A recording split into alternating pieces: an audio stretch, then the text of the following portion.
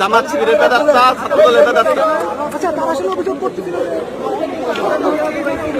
তারা তো এখানে আপনারা প্রমাণ ছিলেন হয়তো 5 থেকে 10 মিনিট তারা টাকাটাই করছে, কেউ নামে নাই। আর এখন কি অবস্থা আপনাদের?